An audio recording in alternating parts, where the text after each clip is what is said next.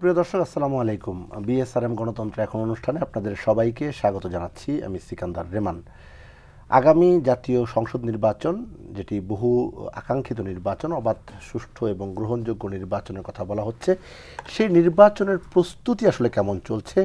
রাজনৈতিক দলগুলোর পক্ষ থেকে নানা ধরনের কথা বলা হচ্ছে, সংস্কার, বিচার, অনেক বিষয় সামনে আসছে। এসব বিষয় নিয়ে আমরা খুঁটিনাটি আলোচনা আজ আমরা করব। একই সঙ্গে বাংলাদেশের পররাষ্ট্রনীতি এবং অর্থনীতি নিয়ে কথা বলতে চাই। আমাদের মাঝে এরই মধ্যে তিনজন অতিথি স্টুডিওতে এসে উপস্থিত হয়েছেন। আমি পরিচয় করিয়ে দিচ্ছি। আমার ডান দিকে রয়েছেন সাবেক শিক্ষা প্রতিমন্ত্রী ও ইআরআই চেয়ারম্যান ডক্টর আনম এহসানুল হক মিলন। আমার বাদিকে রয়েছেন সাবেক সচিব আবু আলম মোহাম্মদ শহীদ খান এবং তারপর রয়েছেন এবি পার্টির চেয়ারম্যান মুজিবুর রহমান মঞ্জু। এছাড়াও আমাদের সঙ্গে আন্তর্জাতিক বিশ্লেষক অধ্যাপক এম শাহিদুজ্জামান যুক্ত হবেন অনুষ্ঠানে। আলোচনা শুরু করতে চাই আনম এহসানুল হক মিলন আপনাকে দিয়ে। নির্বাচন নিয়ে অনেক কথা হচ্ছে, সবচেয়ে বেশি কথা বলছে রাজনৈতিক দলগুলো। বিএনপি বলছে যে যেই প্রধান উপদেষ্টার সঙ্গে যে বৈঠকটি হয়েছে, সেই বৈঠকের যে আলোচনা হয়েছে, আলোচনায় বিএনপি সন্তুষ্ট নয়। মূলত সুনির্দিষ্ট রোডম্যাপ না পাওয়ার কারণে সন্তুষ্ট নয়। কি হলে আসলে বিএনপি সন্তুষ্ট হতে পারবে? ধন্যবাদ আপনাকে, ধন্যবাদ সকল বিজ্ঞ আলোচককে। কি হলে আমরা সন্তুষ্ট হব? আসলে বিএনপি একটি বৃহৎ সংগঠন এবং এটা বাংলাদেশ জাতীয় দল, বাংলাদেশের এখন সবচেয়ে বৃহৎ সংগঠন এটি। বিএনপি চায় জনগণ কিভাবে সন্তুষ্ট হয় সেটি বিএনপি চায়। সেই ক্ষেত্রে এই যে ইন্টারিম গভর্নমেন্ট, এই ইন্টারিম গভর্নমেন্ট কিভাবে তারা দেশকে সুষ্ঠুভাবে পরিচালিত করে সুন্দরভাবে ট্রানজিশন অফ পাওয়ার অর্থাৎ শিপমেন্ট করবে, গণতান্ত্রিক প্রক্রিয়াকে সমুন্নত রাখবে, সেই বিষয়টি যেন সুন্দর হয়, সেটাই হচ্ছে বিএনপির চাওয়া এবং পাওয়া, যেটা জনগণের আশা আকাঙ্ক্ষা। এই জুলাই বিপ্লবের পর এর চেয়ে বড় আকাঙ্ক্ষা কিছু থাকতে পারে না, এটি আমাদের প্রত্যাশা। সেই ক্ষেত্রে আমরা সন্তুষ্ট নই। বিষয়টি হচ্ছে যে স্পেসিফিকলি কোনো কথা বলা হচ্ছে না, প্রত্যেকটা কথার মাঝে যেন একটা গ্যাপ রয়ে গিয়েছে। গ্যাপগুলি যেমন একটু সূক্ষ্ম, কেমন যেন একটু ষড়যন্ত্র রয়েছে।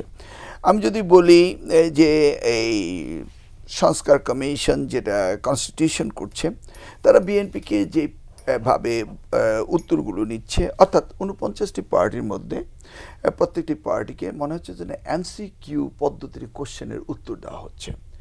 এই পার্টি এত পার্সেন্ট এগ্রি, এত পার্সেন্ট ডিসএগ্রি, এত পার্সেন্ট ডিসএগ্রি। এই জিনিসটিগুলি কিন্তু আমাদের কাছে মনে হচ্ছে যে প্রত্যেকটি দলকে একই পাল্লায় ওজন করা হচ্ছে।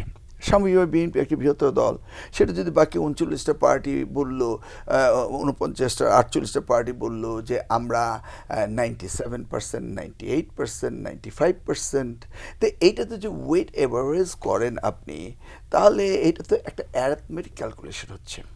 এটাতে কি এই জনগণের যে পার্সেন্টেজ ওয়াইজ একটা বড় পার্টি, তাদের যে মত, সেটাকে ইভ্যালুয়েট করা হচ্ছে না। তো এখানে মনে হচ্ছে যেন বিএনপিকে ডিফেম করার জন্য একদম সূক্ষ্মভাবে এই কাজগুলি করা হচ্ছে। কারা করছে এই কাজগুলো? এই যে সংস্কার কমিশন যারা এই এমসিকিউ পদ্ধতিতে কোশ্চেন অ্যান্ড আনসার নিচ্ছেন, মোটা দাগে বিএনপি কি চায় সেই বিষয়টিকে আমাদের পর্যালোচনা করতে হবে। দেখুন, এই 2023 সালে বিএনপি যেটা 31 দফা রাষ্ট্র মেরামতের কথা বলেছে, সেই মেরামতের বিষয়গুলো যদি 31 দফা আপনার সামনে আনেন, তাহলে বৈষম্য বিরোধী, ফেসিবাদ নিপাত যাক, এর প্রত্যেকটি বিষয় অ্যাড্রেস করা হয়েছে। আমরা কিন্তু জানতাম না যে জুলাই 24 আসবে, তারপরে কিন্তু এই বিষয়গুলো রয়েছে। সেখানে একটি জিনিস অনুপস্থিত রয়েছে, সেটা হচ্ছে এই জুলাই 24-এর উত্থানের পরে যে জুলাই 24-এর একটি সনদ হবে, সেই জিনিসটি ওখানে নেই, কারণ তখন তো জুলাই 24 হয়নি। তো সেই কারণে আমরা বলছি যে বিএনপি সব কথাগুলো, এই যে জনগণের দাবি, জনগণের আকাঙ্ক্ষা, জনগণের প্রত্যাশা, এই স্বৈরাচার নিপাত যাক, ফেসিবাদ ধ্বংস, সব কিছু, এবং রাষ্ট্রীয় কাঠামো কীভাবে পরিবর্তন হতে হবে, কীভাবে একটা সাস্টেইনেবল ডেমোক্রেসি থাকতে পারে, সেখানে সেপারেশন অফ জুডিশিয়ারির কথা, ডেমোক্রেসির কথা, হিউম্যান রাইটসের কথা নাই কোনটি। সম্মতার কথা, তো সব কিছু রয়েছে। তো সেই জায়গাটিতে doctor Mohammad Yunus Nobel laureate বিশ্ব মানে আমি মনে করি ইউনাইটেড নেশনসের 193টি মেম্বার স্টেটের মধ্যে we should feel proud of that our chief of the government is কোন কাতারে, is not a chaiwala, try to understand, it's not a businessman like মানে সিদ্ধান্ত একদিন এটা নেয় আরেকদিন ওটা নেয়, ট্যাক্স ইম্পোজ করব, ট্যাক্স কাট করব, ইমিগ্রেন্টদের ধরে পাঠাবো, আবার ফেরত আনবো, মধ্য আকাশ থেকে প্লেন ফিরিয়ে নিয়ে আসবো, এই ধরনের কোনো আনস্টেবিলিটি এই ওনার ভিতরে নেই। তাছাড়া উনি এমন একটি পর্যায়ের লোক, ওনার এই যে এক্সিটটা অত্যন্ত স্মুথ এবং সেফ, সিকিউর এবং সবচেয়ে সম্মানজনক এক্সিট ওনাকে হতে হবে। আপনার কাছে আবার আসবো মঞ্জুর রহমান মঞ্জু, মিলন ভাই যেটা বললেন, আসলে রাজনৈতিক দল হিসেবে আসলে বড় দল হলে বড় মূল্যায়ন, ছোট দলের ছোট মূল্যায়ন, বিষয়টা কি এমন কিনা? আর ষড়যন্ত্রে যে কথাটি বলছে, এখানেও কি ষড়যন্ত্র হচ্ছে, আপনি এটা বিশ্বাস করেন? ধন্যবাদ রেমান, ধন্যবাদ অতিথিবৃন্দ এবং দর্শকবৃন্দকে। ষড়যন্ত্র, অ্যাকচুয়ালি ষড়যন্ত্র তত্ত্ব বলেই তো একটা কথা আছে, তাই না? যে আমরা সবসময় বলি যে কোনো কিছু যখন আমার ফেভারে আসছে না বা আমার কাছে অপরিষ্কার মনে হচ্ছে, তখন আমি এটাকে একটা কনস্পিরেসি থিওরি বলে চালিয়ে দিলাম যে এটা একটা ষড়যন্ত্র। একটু আগে আমি মিলন ভাইকে বলছিলাম যে আজকে যে নকল টকল হচ্ছে এটা মনে হয় ওনার ষড়যন্ত্র, কারণ এখন নকল হলে মানুষ ওনাকে স্মরণ করবে। তো আমি এখন একটা ষড়যন্ত্র তত্ত্ব কিন্তু আমি মিলিয়ে দিতে পারবো যে এখানে তো মিলন ভাইয়ের একটা স্বার্থ আছে, এখন যদি আবার নকলের প্রচলন হয় মানুষ স্মরণ করবে যে আগে নকল ভালো ছিলাম, উনি ভালো ছিলেন। আমি একটু মিলন ভাইয়ের সাথে ছোট্ট করে একটু যোগ করি, সেটা হচ্ছে যেভাবে হঠাৎ করে বলা হচ্ছে যে একটা এমসিকিউ শিট আমাদেরকে ধরিয়ে দেওয়া হয়েছে, বিষয়টা কিন্তু সেরকম না। কারণ প্রথমত রাজনৈতিক দলগুলোর কাছে একটা প্রস্তাবনা চাওয়া হয়েছে এবং আমরা স্বতঃস্ফূর্তভাবে কিন্তু একটা সংস্কার প্রস্তাব দিয়েছি কমিশনগুলোকে আলাদা আলাদাভাবে। কমিশনগুলো আমাদের সেই সংস্কার প্রস্তাব যাচাই বাছাই করে তারা একটা প্রস্তাবনা তৈরি করেছে, আর সেই প্রস্তাবনাটা তারা আমাদের কাছে পাঠিয়েছে। পাঠানোর পরে আমরা আমাদের একটা মতামত দিয়েছি। সেই মতামতের ভিত্তিতে আবার জাতীয় ঐকমত্য কমিশন একটা স্প্রেডশিট তৈরি করেছে। সেখানে তারা সিদ্ধান্ত গ্রহণের তো একটা প্রসেস ফলো করতে হবে। এখানে আবু আলম শহীদ ভাই আছেন, ওনারা যখন সরকারের ডিসিশন মেকিং প্রসেস তো ওনারা পড়িয়েছেন নিশ্চয়ই এদেরকে। আমরা যখন অনার্সে পড়েছি, আমরা যে সিদ্ধান্ত গ্রহণ প্রক্রিয়ার কিছু ধাপ আছে, কিভাবে একটা ডিসিশন মেকিং প্রসেস হয়।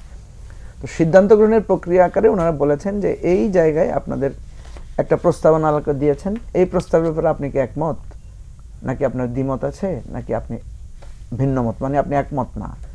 তো একমত থাকলে তো আর কিছু ব্যাখ্যা করার প্রয়োজন নাই। আর যদি আমার কোনোটার ক্ষেত্রে কিছুটা ভিন্ন মত থাকে, আংশিক একমত থাকি, তাহলে কোনটাতে আমি আংশিক একমত এবং কি কারণে একমত না সেটা আমরা আবার ব্যাখ্যা করছি। এবং সেখানে একটা ঘরও আছে, আপনি আলাদা প্রস্তাবও দিতে পারেন। যে আপনি হয়তো বলছেন, যেমন আমরা প্রথমে দ্বিকক্ষ বিশিষ্ট সংসদের ব্যাপারে আমরা একটু দ্বিমত পোষণ করেছি, কি কারণে করেছি এটা ব্যাখ্যা করেছি। পরে যখন তারা আমাদের সাথে মিটিং করেছে, তখন তারা আমাদেরকে বুঝিয়েছে যে আপনারা যেটা দ্বিমত পোষণ করেছেন, তখন আলোচনা করে আমরা কিন্তু আমাদের দ্বিমতটা প্রত্যাহার করেছি। তো সুতরাং এটা শুধু মানে সরল বাক্যে যদি আমরা বলি সরলীকরণে যে এটা একটা এমসিকিউ স্প্রেডশিট, তাহলে এটা ঠিক হবে না। আর দ্বিতীয় হচ্ছে মিলন ভাই যেটা বলেছেন, হ্যাঁ এটা সত্য যে দল হিসাবে আমরা হয়তো 40টা 45টা দল, আমি সম্ভবত এখানে 28টা বা 29টা দল শুধু পার্টিসিপেট করেছে, সব দল করে নাই, সবাই মতামত দেয় নাই। তো সব দলের মতামত, সব দলের গুরুত্ব একই রকম হবে এটা হতে পারে না। আবার এটা তো সত্য যে একটা দল ছোট হতে পারে, কিন্তু সে যদি একটা যৌক্তিক কথা বলে সেটা কেন গুরুত্ব পাবে না, সেটাও তো আপনাকে দেখতে হবে। তো সেই জায়গা থেকে আমরা যেটা মনে করি, বিএনপি একটা বড় দল, বিএনপি যখন একটা কথা বলে বিএনপির একটা গুরুত্ব থাকতে হবে, তো কোনো সন্দেহ নাই। কারণ বিএনপি আমরা দেখেছি অনেক বড় কিছুতে বিএনপি যখন একটা পজিশন নিয়ে ফেলেছে, তখন কিন্তু সেটা আমরা আর বাস্তবায়ন করতে পারি না। যেমন প্রেসিডেন্টের ব্যাপারে একটা কথা আসছিল, কিন্তু বিএনপি যখন প্রেসিডেন্টের পক্ষে পজিশন নিয়েছে, তখন কিন্তু এই ব্যাপারে গভর্নমেন্টও কিছুটা সরে এসেছে, আর অন্যান্য ক্ষেত্রেও দেখা গেছে। তো আমি মনে করি যে যেমনিভাবে দলের গুরুত্ব, দল কত বড় সেটাকেও গুরুত্ব দিতে হবে, আবার তেমনিভাবে একটা দল বড় হলে সে যদি একটা মানে ধরেন অযৌক্তিক একটা কথা বলল, সে অসাংবিধানিক একটা প্রস্তাব দিল, সে তার নিজের স্বার্থ সংশ্লিষ্ট একটা কথা বললো, তখন তো আবার জনমতের ব্যাপারটাও আছে। সেই জায়গা থেকে আমাদেরকে মনে রাখতে হবে যে এই দুটোকে ব্যালেন্স করতে হবে, যে politics is a art of compromise, ঠিক আছে? তো আমাদেরকে মনে রাখতে হবে যে এখানে একটা আমাদের বোঝাপড়ার মধ্য দিয়ে কিন্তু রাজনীতি যেতে হবে। রাজনীতির অনেকগুলো দিক আছে, ভোট যেমনি একটা গুরুত্বপূর্ণ বিষয়, বোঝাপড়া, সমঝোতা, এগুলো একটা গুরুত্বপূর্ণ বিষয়। দেখেন আমাদেরকে কেন গণ অভ্যুত্থান করতে হলো? আমরা তো আওয়ামী লীগের কাছে প্রস্তাব দিয়েছিলাম যে আলোচনায় বসেন, আপনারা পদত্যাগ করেন, আপনারা একটা তত্ত্বাবধায়ক সরকার দেন, নির্বাচন হন, আসেন, আপনারা যদি এত উন্নয়ন করে থাকেন জনপ্রিয়তা যাচাই করেন। আমরা এই আলোচনাগুলো করেছিলাম না, প্রস্তাবগুলো দিয়েছিলাম আমরা। ইভেন আপনি দেখবেন যে যখন আন্দোলনের চূড়ান্ত পর্যায়ে তখনও কিন্তু একটা সমঝোতা প্রস্তাব দেওয়া হয়েছিল যে ঠিক আছে স্বরাষ্ট্রমন্ত্রী পদত্যাগ করুক, ওয়াহিদুল কাদের পদত্যাগ করুক, আমরা আলোচনায় বসবো, এই ধরনের আলোচনাগুলো হয়েছিল। কিন্তু সমঝোতা বাদ দিয়ে যখন আপনি জেদাজেদিতে যাবেন, আমরা কিন্তু এখন এক ধরনের জেদাজেদি দেখতে পাচ্ছি যে সংস্কার, যেমন নির্বাচনে এখন কি, এখন আমরা দেখলাম যে সরকারের সাথে বিএনপির মতো পার্থক্য জায়গাটা শুধু জুন না ডিসেম্বর। ঠিক আছে, আমরা যেরকম বলি দিল্লি না ঢাকা, ঢাকা ঢাকা, এখন যদি কালকে ঢাকায় মিছিল বের হয় যে ডিসেম্বর না জুন, ডিসেম্বর না জুন, ডিসেম্বর ডিসেম্বর, বা এক পক্ষ বললো জুন জুন, তাহলে কি হবে? আমাদের মধ্যে একটা ডিভিশন তৈরি হবে। আমরা যেটা দেখলাম, মির্জা ফখরুল ইসলাম আলমগীর সাহেব বলেছেন ডিসেম্বর কাট অফ টাইম, আর আপনার আইন উপদেষ্টা আসিফ নজরুল বলেছেন জুন হচ্ছে তাদের কাট অফ টাইম। বাট সংস্কার, এই অন্যান্য বিষয়ে কিন্তু কোনো দ্বিমত নাই। বিএনপিও মেজর সংস্কারের ব্যাপারে কোনো দ্বিমত পোষণ করেন নাই। তো এখন কথা হচ্ছে ডিসেম্বর না জুন, এই ডিসেম্বর না জুনের মধ্যে আমরা কি আলোচনা করতে পারি না? আমরা কি একটা সমঝোতায় আসতে পারি না যে কেন আপনি জুনে যাবেন? যেমন একটা খুবই যৌক্তিক একটা ব্যাপার যে জুনে ইলেকশন করাটা আমাদের জন্য, আমাদের দেশের কালচারে কম হয়েছে। বিএনপি জুনে ইলেকশন করেছে, ঠিক আছে। ধরেন জুনের ইলেকশনে একটা আনসার্টেনিটি থাকে, আবহাওয়ার একটা ব্যাপার থাকে, পরীক্ষা থাকে, নানা রকম ঝামেলা থাকে। তো বেটার হচ্ছে ডিসেম্বর টু ফেব্রুয়ারি, যেটা আমাদের অতীতে হয়েছে, ডিসেম্বর ফেব্রুয়ারি ইলেকশনগুলো হয়েছে। এখন কথা হচ্ছে এই আলোচনাটা আমরা যদি সমঝোতার ভিত্তিতে, দেখেন এই সরকারটা কিন্তু একটা সমঝোতার সরকার। আমি দেখেছি যে একটা বিতর্ক যে নির্বাচিত কি অনির্বাচিত, একটা বিতর্ক হয়েছে সরকারকে, এই সরকার কি নির্বাচিত না অনির্বাচিত। আমরা দেখলাম বিএনপির পক্ষ থেকে বলা হচ্ছে যে বলেই যাব যে আপনারা অনির্বাচিত, আবার সরকারের পক্ষ থেকে কোনো কোনো উপদেষ্টা বলেছেন আমরা নির্বাচিত। আমি তো বলি এই সরকার মোর দেন নির্বাচিত, কারণ আপনি দেখবেন একটা সরকার নির্বাচিত হয় 40 বা 50% মানুষের ভোটে, কিন্তু এই সরকারের প্রতি সমর্থন দিয়েছে মোর দেন 80%। কিভাবে আমি এটা বললাম? কারণ আপনি দেখেন শুধু আওয়ামী লীগ ছাড়া আর সকল দলই তো এই সরকারকে সাপোর্ট করেছে। যখন প্রফেসর ইউনূস শপথ নিচ্ছিলেন তখন সব দল সেখানে ছিলেন না, জনমানুষ, সিভিল সোসাইটি সবাই তো সেখানে উপস্থিত ছিলেন। ইভেন আমি বলি আওয়ামী লীগও ছিলেন, কারণ ওই সময় প্রেসিডেন্টই তো শপথ পড়িয়েছেন, প্রেসিডেন্ট তো আওয়ামী লীগের অ্যাপয়েন্টেড, এবং তখন কিন্তু সচিব টচিব যারা ছিলেন ম্যাক্সিমামই আওয়ামী লীগের লোকেরা সেখানে ছিলেন।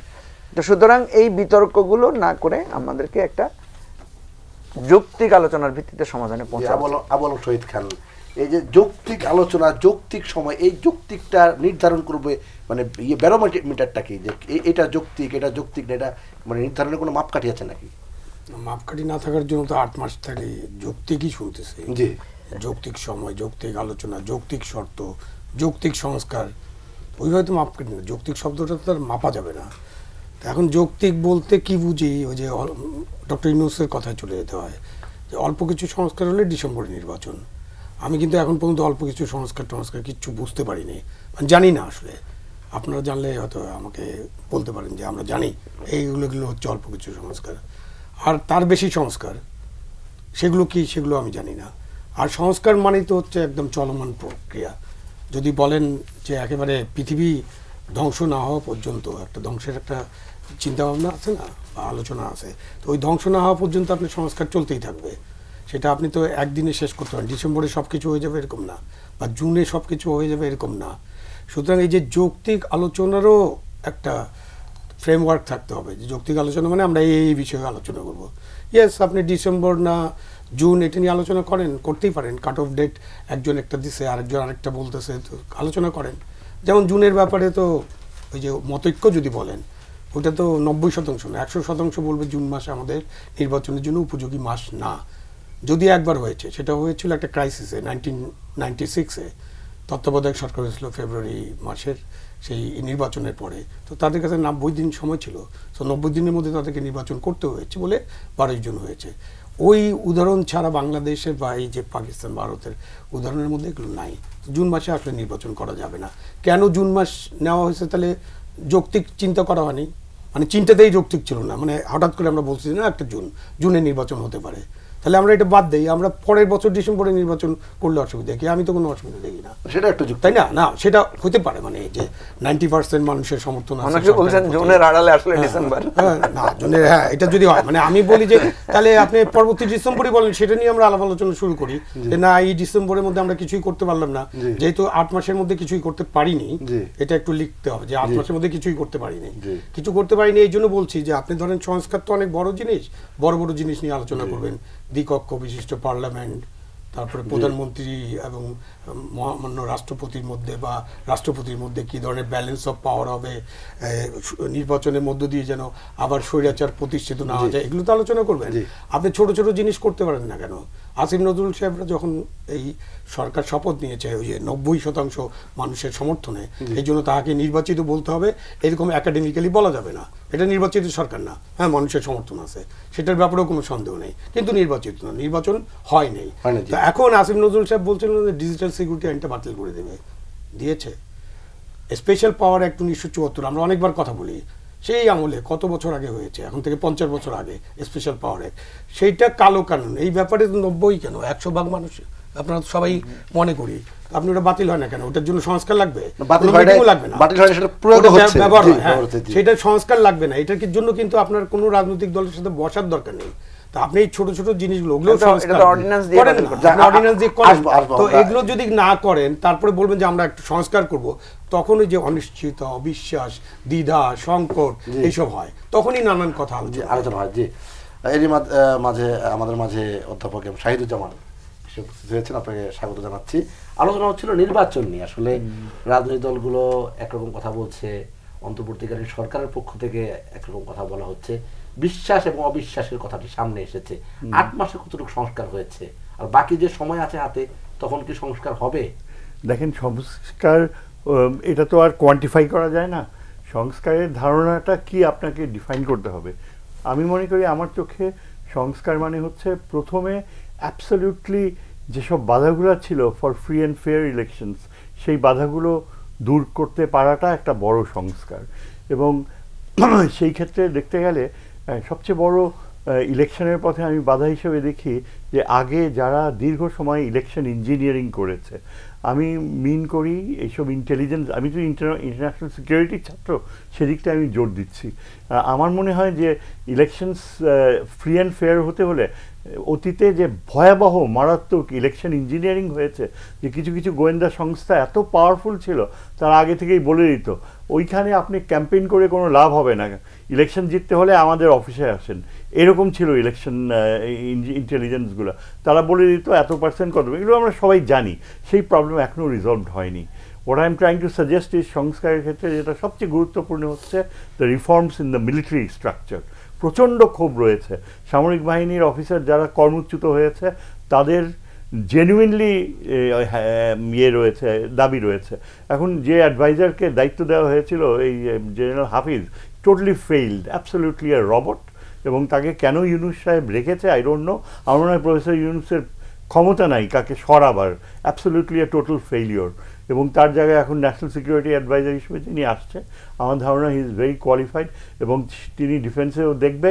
এবং সামরিক বাহিনীর রিস্ট্রাকচারিং করাটা, সংস্কার করাটা আমার মনে হয় ইলেকশন ফ্রি অ্যান্ড ফেয়ার হওয়ার পথে সবচেয়ে বড় ইম্পর্টেন্ট জিনিস। এর চেয়ে আর কোনো ইম্পর্টেন্ট জিনিস নাই। নাম্বার 2, এটা গেল একটা। নাম্বার 2 হচ্ছে সংস্কারের ধারণায় আমাদেরকে দেখতে হবে যে ব্যাপক জনগোষ্ঠী ইলেকশন হোক এই মানসিক প্রিপারেশন আছে কি না। আমরা শুধু রাজনৈতিক দলগুলোর উপর যদি ছেড়ে দেই, সেখানে অনেক বড় বড় প্রশ্নবোধক চিহ্ন বের হয়েছে। সবচেয়ে শক্তিশালী রাজনৈতিক দলে যারা এখন নেতৃত্ব দিচ্ছে তাদের ব্যাপারে প্রচুর প্রশ্নবোধক চিহ্ন দেখা দিয়েছে। এবং এই দেশের মানুষ কিভাবে রিয়্যাক্ট করবে, কিভাবে নেবে, আমার তো ধারণা যে যারা এখন সর্ববৃহৎ দলের নেতৃত্বে যে কয়জন মানুষ দিচ্ছেন প্রত্যেকের ব্যাপারে প্রশ্নবোধক চিহ্ন রয়েছে। ইলেকশন আসলে যে হওয়া দরকার কিনা, না কত জরুরি দরকার সেই কথা বলবো আপনার কাছে। আরেকটা বিরতি নিয়ে আসি আপনার কাছে আসবো।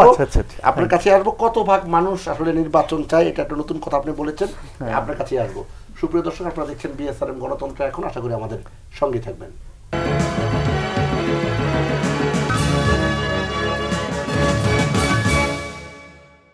সুপ্রিয় দর্শক, বিরতির পর বিএসআরএম গণতন্ত্র এখন অনুষ্ঠানে আরও একবার স্বাগত জানাচ্ছি। আমি সিকান্দার রেমান, অধ্যাপক এম শাহিদুজ্জামান আপনার কাছে ছিলাম। আপনি বলছিলেন ইলেকশন হোক, সেটা কত ভাগ জনগণ চায়, তো এই কত ভাগ জনগণ চায় এটা প্রমাণ করবেন কীভাবে? গণভোট বা এই জাতীয় কিছু চিন্তা করছেন না? কত ভাগ চায় জনগণ চায় সেটা কিন্তু সাইকোলজিক্যালি বোঝা যায়। যখন আপনি সোশ্যাল রিয়ালিটিসগুলো দেখে তাকালে বুঝবেন যে জনগণের এক্সপ্রেশনসগুলোতে ইলেকশন ইন্টেনশন কতখানি ফুটে উঠছে। আমার যেটা বিষয় হচ্ছে যে যিনি ইলেকশন কমিশনের দায়িত্বে রয়েছেন সংস্কারে, he has not touch the real issue. Real issue হলো ফ্রি অ্যান্ড ফেয়ার ইলেকশন, এবং ফ্রি অ্যান্ড ফেয়ার ইলেকশনের সবচেয়ে বড় বাধা হলো আমরা যাকে বলি উত্তরপাড়া। সবচেয়ে পলিটিসাইজড অর্গানাইজেশন এই দেশের হচ্ছে উত্তরপাড়া। সেটা নিয়ে টাচও করে নাই, কথাও বলে নাই। You have heard the army chief what is সেই পলিটিক্যাল পার্টিসদেরকে কি বলছে, যে ওই দলটা একটা দলেরকে আইনের আনতে হবে, এই ইলেকশন প্রক্রিয়ার ভিতরে আনতে হবে। এটা openly declared statement of the chief of Uttarpara. এই পরিস্থিতিতে আমার মনে হয় ইন্টেলিজেন্স অর্গানাইজেশনকে সরাসরি ভবিষ্যতে আমার মনে হয় এদিকেই যাবে। It should be ব্রট under the control of the chief justice of the supreme court. The Chief Justice of the Supreme Court can force the intelligence organizations সরাইয়া দিবে যারা এই যে পলিটিক্যাল পার্টিস, দেশীয় রাজনীতি, দেশের নিরাপত্তা, ওই অংশটুকু ইন্টেলিজেন্স অর্গানাইজেশনসকে নিউট্রালাইজ করে দেবে। অর্থাৎ এদের দায়িত্ব হবে শুধুমাত্র ফরেন ইন্টেলিজেন্স দেখা, দেশের ভিতরের ইন্টেলিজেন্স দেখা, রাজনৈতিক প্রক্রিয়া, এটা পুরাপুরি একদম এদেরকে নিউট্রালাইজ করে দিতে হবে। যদি আপনি উত্তরপাড়ার পলিটিক্স না নিউট্রালাইজ করেন, কোনো দিন ফ্রি অ্যান্ড ফেয়ার ইলেকশন হবে না। সেকেন্ড ক্রাইটেরিয়া হচ্ছে ইকোনমিক রিকভারি। যেটা হয়েছে, অনেকটা বিদেশে আমাদের চুরি করা টাকার একটা বড় অংশ ফেরত আসছে।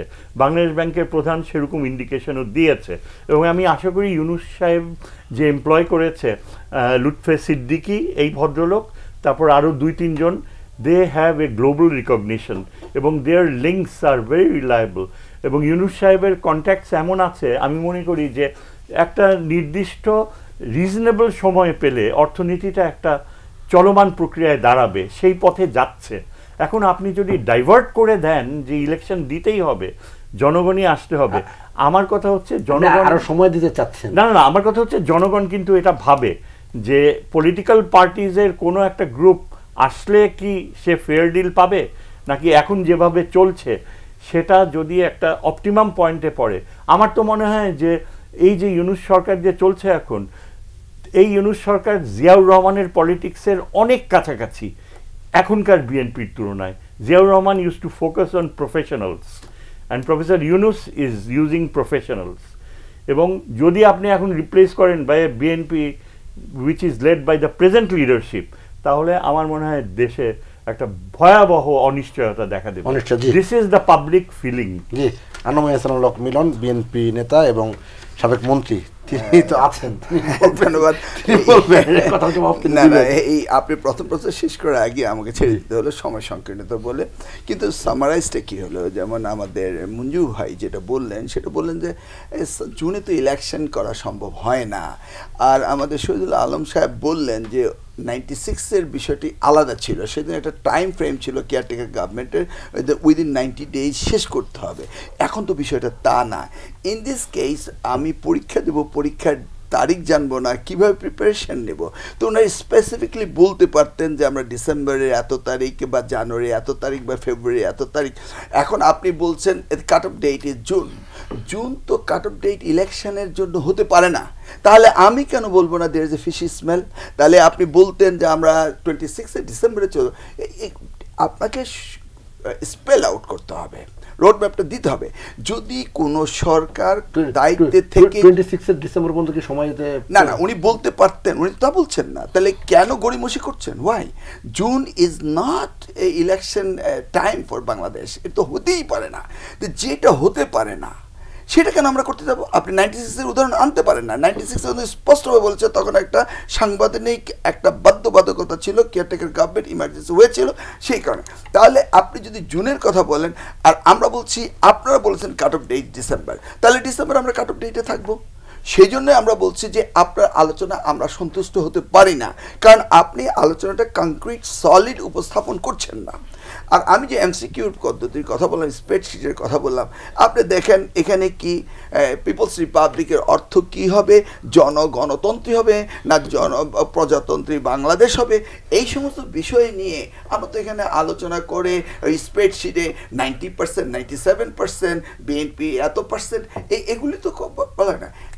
অ্যাজ এ হোল বিএনপি কি চাচ্ছে, সেই তাদের উদ্দেশ্য আদর্শগুলি যদি আপনি সঠিকভাবে দেখেন, আমাদের 31 দফায় প্রথম দফায় বলা হয়েছে প্রতিহিংসা ও প্রতিশোধের রাজনীতির বিপরীতে সব মত ও পথের সমন্বয়ে বাংলাদেশের জাতীয়তাবাদের ভিত্তিতে একটি অন্তর্ভুক্তিমূলক বৈষম্যহীন ও সম্পত্তিমূলক রাষ্ট্র প্রতিষ্ঠা করা হবে। এগুলি তো সকলে গ্রোস চিন্তা ভাবনা। তাহলে এখানে সকলে মিলে আমরা এই যে কন্ডিশনগুলো, যেটা মঞ্জুর সাহেবরা 90-এর গণ অভ্যুত্থানের সময় এই 3 জোটের রূপরেখা করেছিলেন, পরবর্তীকালে সেখান থেকে ডেভিয়েশন হয়ে গিয়েছে।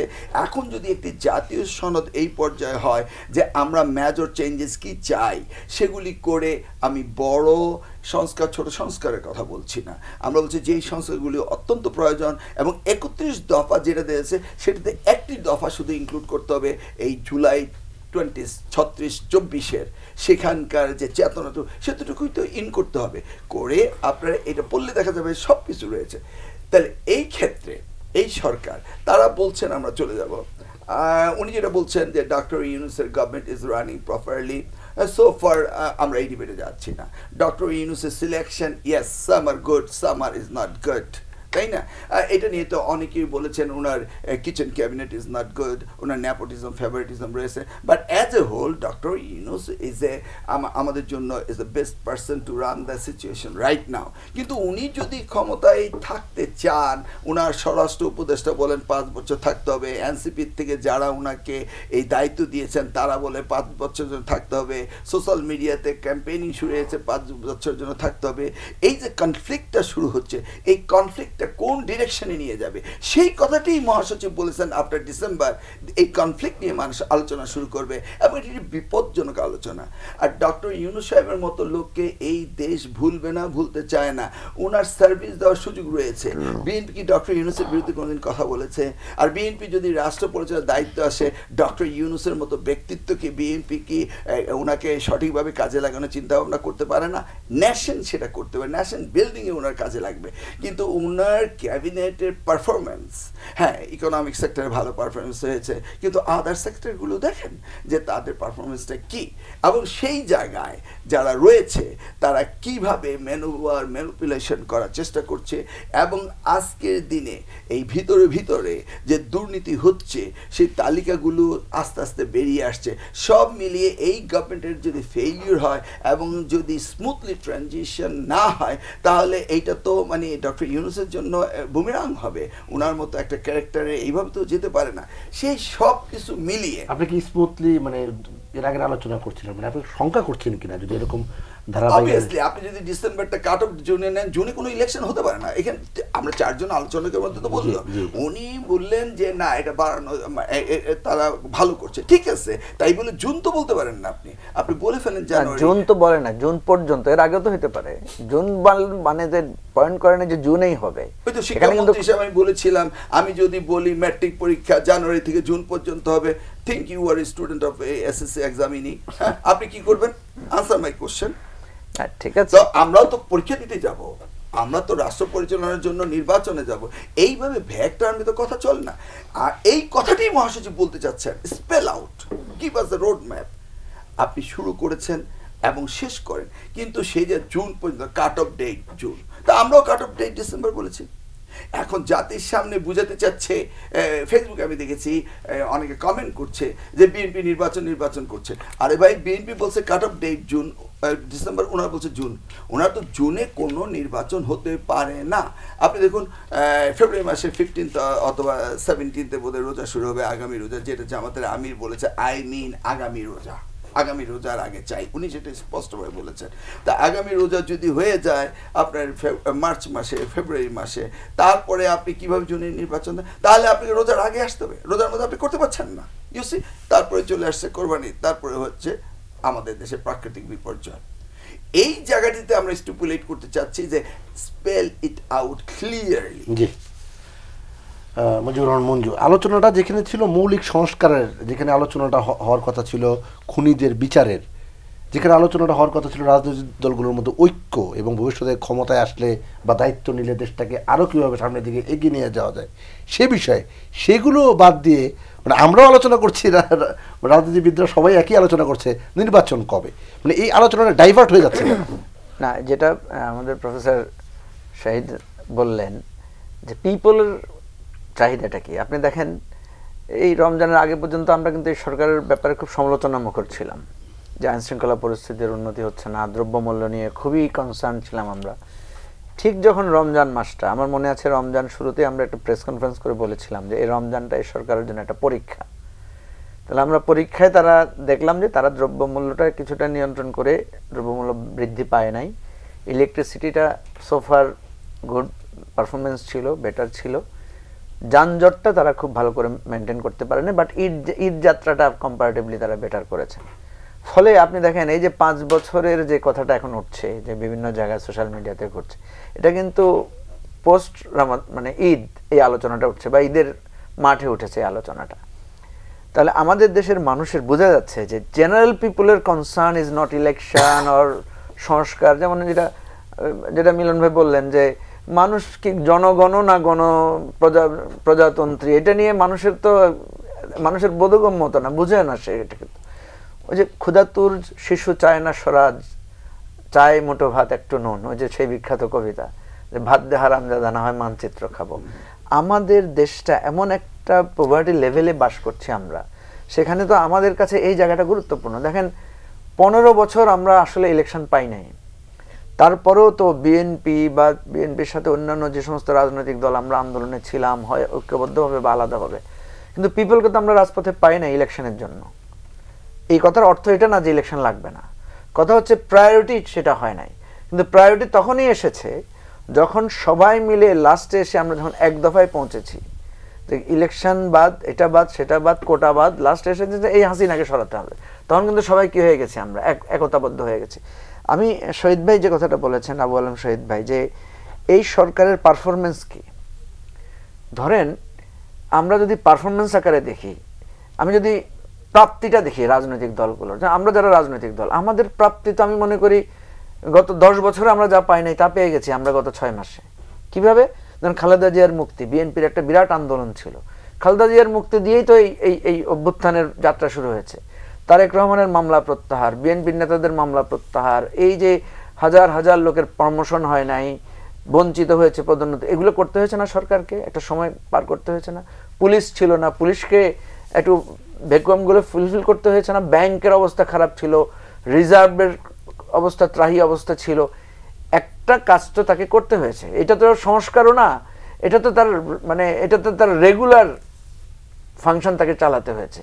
এই জন্য আমরা যখন সরকারকে দেখি না, তখন একটা রেগুলার সরকারের সাথে তুলনা করলে তখন সত্যিকার অর্থে আমি পারফরমেন্স ফেল করে যাব। বাট আমি যখন দেখবো যে একটা বিপর্যস্ত অবস্থা থেকে এই সরকার দাঁড় করা আছে, তখন একটা ব্যাপার থাকবে। কিন্তু আবার দেখেন, আমরা যখন একদিকে হেলে পড়ি না, তখন একদিকে হেলে পড়লে হবে না। আমার এই কথা কিন্তু এখন মনে হচ্ছে আমি মনে হয় সরকারের প্রতি হেলে পড়ছি, কিন্তু আমার এটাও সত্য, আমাদের ইতিহাস এটা বলে, যেটা একটু আগে আলম ভাই বলেছেন, যে বাংলাদেশে মানুষের সরকার কিন্তু 2 বছর পরে, 1.5 বছর পরে আনপপুলার হতে থাকে। 111-এর সময় আমরা কি দেখেছি?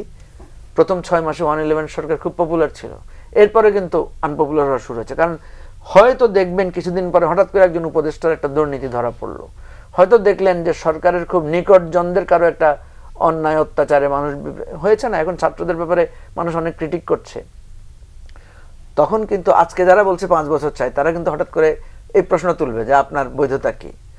ঠিক আছে? তো একটা জিনিস মনে রাখতে হবে, আমরা যখন আলোচনায় বসবো তখন বাস্তবতা, অতীত, নিকট অতীত এটাকে ভুলে গেলে চলবে না। এই সরকার নির্বাচনের মাধ্যমে পরিবর্তিত হয়ে আসে নাই। আমাদের সরকার পরিবর্তনের নিয়ম কি? সরকার পরিবর্তনের নিয়ম তো নির্বাচন। আমরা যারা এখন প্রশ্ন তুলছি এই সরকার নির্বাচিত কিনা, বা নির্বাচিত হবে কিভাবে? আমরা তো নির্বাচিত হতে পারি নাই বলে বিপ্লব করে সরকারকে, গণ অভ্যুত্থান করে সরকারকে বসিয়েছি। সুতরাং এখন যদি আপনি তাকে প্রশ্ন তোলেন সে নির্বাচিত কিনা, সে নির্বাচিত হবে কিভাবে? নির্বাচনই তো হয় নাই, নির্বাচন হতে পারে নাই বলেই তো অভ্যুত্থান হয়েছে। আবার এর মানে এটা না যে আমরা এই ধরনের সরকারে আমরা যুগের পর যুগ থাকবো। আমি অবাক হচ্ছি যে সরকারের পক্ষ থেকে কেউ কিন্তু এখনো বলে নাই, লাস্ট পর্যন্ত এখনো সলিড সরকারের ইনফরমেশন হচ্ছে যে আমরা জুনের মধ্যে শেষ করব আমাদের টেনিউরটা। হ্যাঁ, এটা সত্য যে আমরা এটাকে ক্রিটিক্যালি অনেক কথা বলতে পারি যে জুনে তো, যেটা মিলন ভাই বলেছেন, ভ্যালিড কোশ্চেন, এটাই তো ডায়ালগ, এভাবেই তো সত্য প্রতিষ্ঠিত হবে, এভাবে তো যুক্তি প্রতিষ্ঠিত হবে যে ফেব্রুয়ারি না জুন। এখন পর্যন্ত দেখবেন আলোচনায় উঠলে সবাই বলবে বিফোর ফেব্রুয়ারি বা মিড অফ ফেব্রুয়ারিতে আমরা এটা করতে পারি। দেন আমরা যদি পেছনে যাই, আসলে জুনে থাকার সুযোগ নেই, এটা চলে যেতে হবে ডিসেম্বরে। এখন কথা হচ্ছে আমার রাষ্ট্রের কল্যাণ, আমার সংস্কার। ডক্টর ইউনূস কিন্তু এর আগের বার 2007 সালে যখন ওনাকে একটা প্রবাবল, ওনার একটা প্রপোজ ছিল যে উনি হওয়ার, উনি কিন্তু হন নাই। কেন হন নাই? উনি একটা টেনিওর চেয়েছিলেন, উনি বলছেন আমি 5 বছরের জন্য চাই মিনিমাম। তো 5 বছরের জন্য ওনাকে কে দিবে? 5 বছর দেওয়ার এখতিয়ার তো পার্লামেন্ট ছাড়া, ভোট ছাড়া এমনি কেউ দিতে পারে না। হ্যাঁ দিতে পারে, আমরা এই যে এবার আমরা দিয়েছি না ওনাকে, কিন্তু আমরা তো একটা অন্তর্বর্তীকালীন সময়ের জন্য দিয়েছি, সেটা আবার আমরা সময় নির্ধারণ করি নাই। তো এখন যদি আমাদের ওনার উপরে নো কনফিডেন্স থাকে, তাহলে আমরা নো কনফিডেন্স দিতে পারি সব দলগুলো গিয়ে যে আপনাকে আমরা কনফিডেন্সে নিয়েছিলাম, বাট আমরা এখন আপনার প্রতি কনফিডেন্স নাই। তাহলে এটা একটা হতে পারে ওনার সরে যাওয়ার জায়গা। আর একটা হতে পারে যে রেফারেন্ডাম হতে পারে। আবার রেফারেন্ডাম আবার এই সরকারের অধীনে রেফারেন্ডাম কীভাবে হবে? তাহলে তো একটা নতুন সরকার বা একটা ইন্টারিম আরেকটা ইন্টারিম লাগবে, যার আন্ডারে এই সরকারের ব্যাপারে আমরা রেফারেন্ডাম নেব। তো এই ধরনের অনেক যুক্তি, কুযুক্তি, বিতর্ক এটা আমাদের মধ্যে হবে।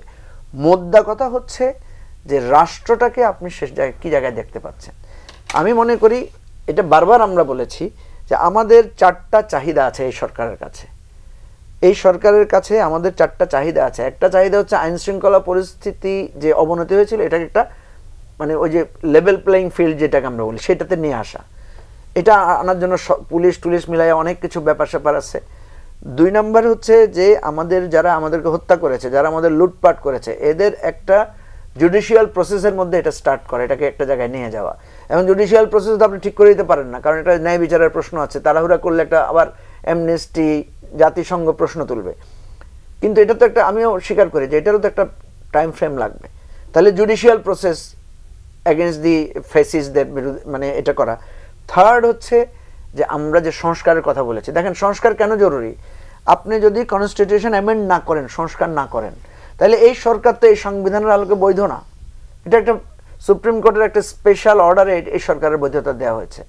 এখন অ্যাজ পার এই কনস্টিটিউশন, এখানে আমরা কিন্তু রাষ্ট্রদ্রোহী, কারণ আমরা অভ্যুত্থানে সবাই সম্পৃক্ত ছিলাম। আমরা যারা অভ্যুত্থানে সম্পৃক্ত ছিলাম, জেলে গিয়েছি, আহত হয়েছি, এবং এই সরকারকে ফেলে দেওয়ার জন্য মানুষকে আহ্বান করেছি। অ্যাজ পার কনস্টিটিউশন আমরা কিন্তু রাষ্ট্রদ্রোহিতা করেছি। এই সংবিধানে আমাদের এই আন্দোলনকে একটা গ্লোরিফাই না করা পর্যন্ত এই সরকারও রাষ্ট্রদ্রোহী, এই সরকারের কার্যক্রম অবৈধ হয়ে যাবে। সুতরাং এই সরকার একটা নির্বাচন করার এই সরকারের কোনো এখতিয়ার নাই।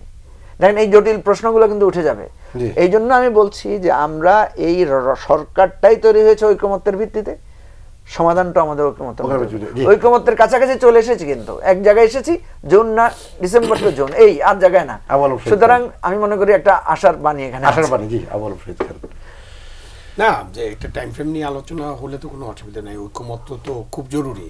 এখন কি কি বিষয়ে আপনি ঐকমত্য হবেন, এই ইনফরমেশনটা আমি জানতাম না যে 2007 সালে ইউনূস সাহেব 5 বছরের জন্য একটা টেনিউর চেয়েছিলেন। এটা একটা পারসেপশন আর কি, এটা প্রচলিত আছে কথাটা। না, যদি এইটা সত্য হয়, আর এখন যদি 5 বছরের কথা যদি বলা হয়, তাহলে কিন্তু এটা আমি জানি না, আমি এটা নিয়ে আলোচনা করতে চাই না, বাট এটা কিন্তু খুব লিঙ্কড হয়ে যাবে জিনিসটা। কেন উনি 5 বছর টেনিউর চেয়েছেন, এখন আবার 5 বছর আমরা চাচ্ছি ওনাকে, মানে কেউ কেউ চাচ্ছেন, তো এগুলো খুব লিঙ্ক হয়ে যাবে। এখন কোনো ইন্টারিম গভর্নমেন্ট, কোনো তত্ত্বাবধায়ক সরকার এরকম টেনিউর চাইতেই পারে না, কেন নামটাই তো ভাই ইন্টারিম গভর্নমেন্ট, অন্তর্বর্তীকালীন, মানে হচ্ছে 2 সরকারের মাঝখানে। একটা সরকার ছিল কর্তৃত্ববাদী সরকার, অগণতান্ত্রিক সরকার, যাকে আমরা অনির্বাচিত সরকারও বলতে পারি, কারণ নির্বাচনগুলো ঠিকমতো হয়নি। আরেকটা সরকারের কাছে যাবে যেখানে জনগণ নির্বাচন অংশগ্রহণ করবে, জনগণের রায়ে একটা কিছু ঘটবে, জনগণ যাদেরকে ভালো মনে করবে। জনগণ যদি এবি পার্টিকে ভালো মনে করে তাহলে তো আমার কোনো অসুবিধা নেই, বা কারোই কোনো অসুবিধা নেই। জনগণ যদি জামাতে ইসলামকে ভালো মনে করে ভালো, জনগণ যদি বিএনপিকে ভালো মনে করে ভালো। কিন্তু আমরা যদি এখন বলি যে বিএনপি যদি নির্বাচিত হয় তাহলে দেশটা ম্যাসাগার হয়ে যাবে, এই ধরনের অপিনিয়ন দেওয়াটা কিন্তু খুব রিস্কি, এবং অপিনিয়ন দিতেই পারে, যে কোনো মানুষের যে কোনো অপিনিয়ন থাকতে পারে। এখন আপনি সম্ভাবনা দেখছেন তাদের কি আমরা দেশে কোনো নির্বাচন ছাড়াই কি চলতে থাকবো নাকি? এটা ক্লিয়ার উত্তর হচ্ছে যে আমরা এটা চলতে পারবো না। আপনি কোথায় কাকে নিউট্রালাইজ করতে হবে, রিফর্ম করতে হবে, কতটুকু করতে পারবেন করেন, অসুবিধা নেই তো করেন। ইন্টেলিজেন্স কতটুকু ইনভলভ হবে, কতটুকু ইনভলভ হবে না আপনি করতে পারলে করেন, ওটার জন্য তো সংস্কার করার দরকার নেই। মানে এই সংস্কার কমিশনের কোথাও তো কোনো রিপোর্টে দেখলাম না যে এই যে ইন্টেলিজেন্স ডিপার্টমেন্ট আমাদের যে রাজনীতিতে অংশগ্রহণ করে, যেটা আমাদের যখন রাজনীতিতে স্বৈরশাসক বললে কেউ রাগ করতে পারেন, বা যখন সেনাবাহিনী প্রধানরা রাজনীতি করছেন তখন থেকে তো ইন্টেলিজেন্স এই রাজনীতিতে আসে। তার মানে গত 50 বছর ধরে ইন্টেলিজেন্স রাজনীতিতে অংশগ্রহণ করে। ডেমোক্রেসি আসার পরেও কিন্তু ইন্টেলিজেন্স রাজনীতিতে আছে। তো কোনো ডেমোক্রেটিক গভর্নমেন্ট তো এটা পরিবর্তন করেনি। এখন এই সরকার পরিবর্তন করতে চাইলে তো খুব ভালো কথা, আমরা তাদেরকে স্বাগত জানাবো। বাট কতটুকু পরিবর্তন করতে পারবেন, কি পরিবর্তন করতে পারবেন, আদৌ পরিবর্তন করতে পারবেন কিনা, হ্যাঁ, এই বিষয়গুলো কিন্তু খুব জটিল এবং সেন্সিটিভ বিষয়। এগুলো নিয়ে আলোচনা করাও খুব সেন্সিটিভ। সো আমাদেরকে ওই যখন রাজনৈতিক ঐক্য শুধু না, আমাদের তো যারা আছেন মানে মাঠে যারা কাজ করেন এবং যারা বিভিন্ন ধরনের দায়িত্বে আছেন, দায়িত্ব পালন করেন, যাদের স্টেক আছে, প্রত্যেকের কিন্তু অংশগ্রহণ থাকতে হবে আগামী নির্বাচনে, যাতে নির্বাচনটা একটা ভালো নির্বাচন হয়। আপনি কাউকে বাদ দিয়ে কোনো কিছু করতে পারবেন না। এবং একটা ইনক্লুসিভ নির্বাচনের কথা বলা হয়, তখন আবার হ্যাঁ স্বৈরাচারের বিচার একটা আলাদা জিনিস, খুনির বিচার আলাদা জিনিস, গণহত্যার বিচার করেন, কোনো অসুবিধা নেই। আবার ইনক্লুসিভ নির্বাচনে একটা ইম্পর্টেন্ট জিনিস যেটাকে আমাদের আলোচনায় আনতে হবে। সেই আলোচনা আমরা দেখতে চাই যে সবাই মিলে আমরা ঐক্যমতের ভিত্তিতে একটা আলোচনা করছি এবং ভালো একটা নির্বাচনের জন্য আমরা প্রস্তুতি নিচ্ছি। এবং ফাইনালি ডিসেম্বরে হোক, জুলাইতে হোক, আগামী বছর ডিসেম্বরে হোক, ইনুস সাহেব যদি 5 বছর ক্ষমতা রেখে আপনি নির্বাচন করতে চান, সেটাও করলে ক্লিয়ার থাকতে হবে, বিষয়গুলো ক্লিয়ার হতে হবে। এবং আমাদের দেশের ভোটাররা, রাজনীতিবিদরা তো অপেক্ষা করছেই, গত 15 বছর অপেক্ষা, আমি বলি 10 বছর, মানে 14 সালের পর থেকে। এখন আরও যদি অপেক্ষা করতে চান, অপেক্ষা করার সময় থাকলে ওনারা অপেক্ষা করবেন, কোনো অসুবিধা নেই, কিন্তু অপেক্ষা করবেন। আসলে সত্যি কথাটা হচ্ছে আমাদের রাজনৈতিক দলগুলো গড়েই উঠছে, তাদেরকে ক্ষমতায় যেতে চায় তারা, অথবা ক্ষমতা ভাগাভাগি করতে চায়, বা ক্ষমতা না বলে যদি দায়িত্ব বলেন, সেটা একটা বড় সংস্কার হবে যে আমরা দায়িত্ব পালন করতে চাই, জনগণের কল্যাণ করতে চাই। সেই জন্য তারা উন্মুখ হয়ে বসে আছে। আর জনগণের কথা যদি বলেন, 10 বছর ভোট দিতে পারেনি, 18 বছরের যে যুবক ভোট দিতে পারেনি, তার বয়স এখন 28 বছর, সে এখন ভোট দেওয়ার জন্য আরো 5 বছর, মানে 33 বছর অপেক্ষা। কেউ কথা রাখে না, সুনীল গঙ্গোপাধ্যায়ের অবস্থা হয়ে যাবে, কেউ কথা রাখে না। তো একটা ভোটারকে 33 বছর জন্য অপেক্ষা করতে হবে ভোট দেওয়ার জন্য। আপনি ভোটের আয়োজন করেন।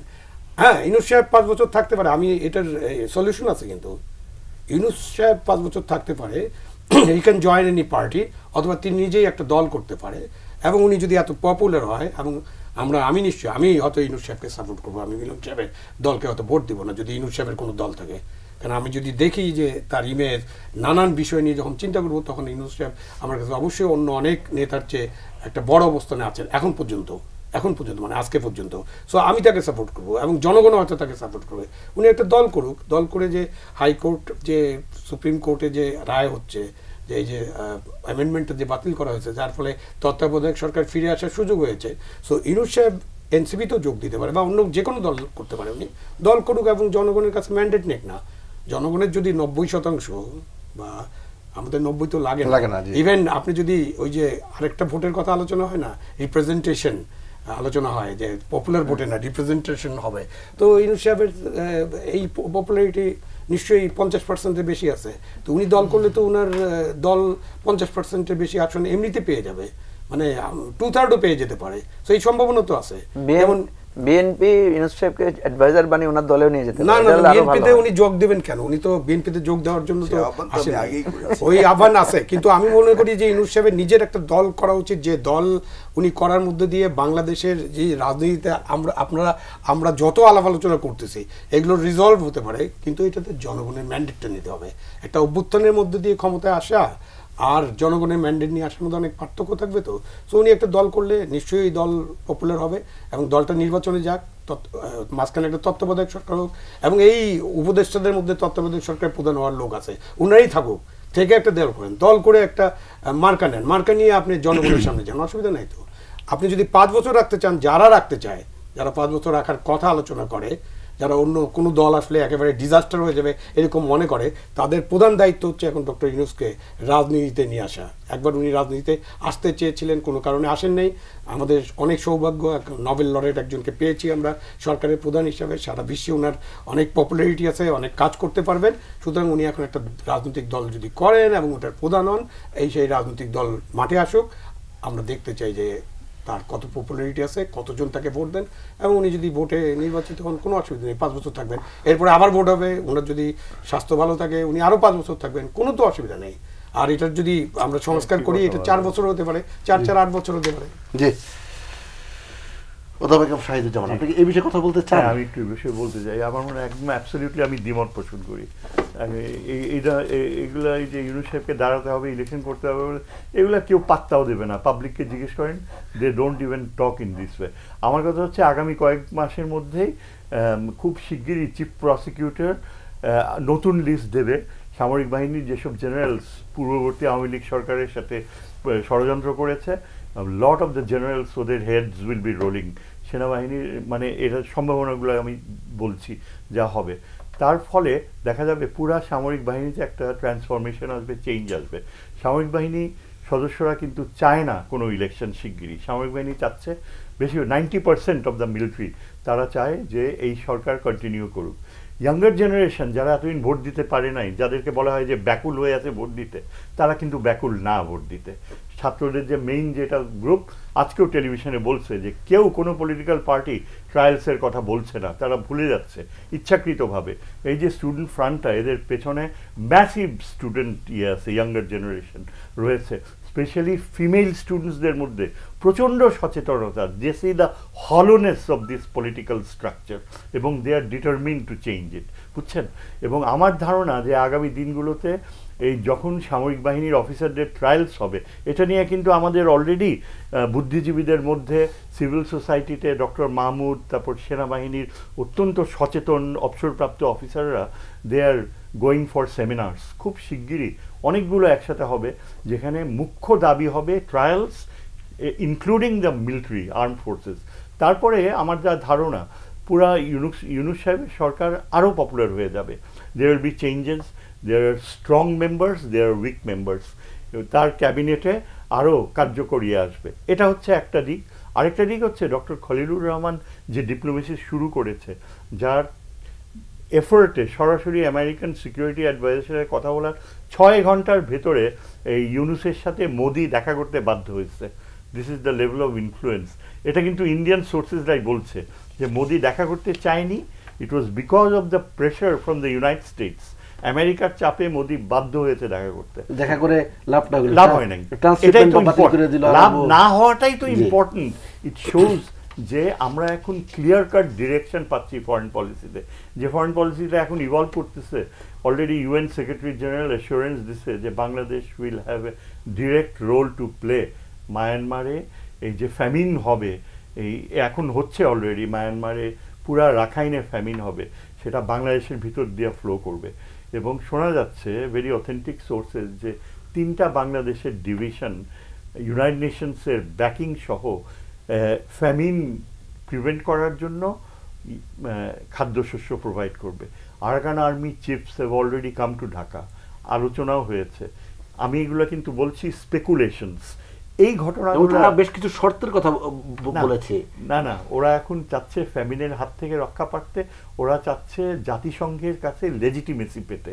UN secretary general has given the green signal two Bangladesh, একদম ওই যে ট্র্যাক 1 লেভেলে কথা বলতে আরাকান আর্মির সাথে। এবং এটা এত দূরে চলে গিয়েছে যে শোনা যাচ্ছে যে বাংলাদেশের একটা সাইজেবল মিলিটারি আরাকানে যাবে ফ্যামিন কন্ডিশনসে বাধা দিতে। এবং সেই সঙ্গে আরাকান আর্মি আমাদের এই রোহিঙ্গাদেরকে ফেরত নেওয়ার প্রক্রিয়া শুরু করবে। কাজেই এইটা সিকিউরিটি ফ্রন্টে যদি এইসব ডেভেলপমেন্ট ঘটে, তাহলে তো ইউনূস সাহেবের পপুলারিটি আরও বেড়ে যাবে। তখন কিন্তু ইলেকশন করতে হবে, পলিটিক্যাল পার্টি করেন, এই করেন, জনগণ বলবে না। যারা ইলেকশন চায় দে উইল বি আইসোলেটেড। শুধু আওয়ামী লীগ আর আওয়ামী লীগের এখনকার দোসর বিএনপির শাসক গোষ্ঠী, এরাই আওয়ামী লীগের এখন বুঝার চেষ্টা করলাম। আওয়ামী লীগ আর বিএনপি দোসর, এরা ইলেকশন চাইবে, এরা আইসোলেটেড হয়ে যাবে। এরা মুভমেন্টের কথা বলে, কিন্তু মুভমেন্টের রাস্তায় যাওয়ারও সাহস থাকবে বলে আমার মনে হয় না। কারণ পুরা স্টুডেন্ট ফ্রন্ট, তার পাশাপাশি উত্তর পাড়ার যে এই যে ডান্ডা, এরা সবই কিন্তু ইউনূস সাহেবের পক্ষে চলে যাবে।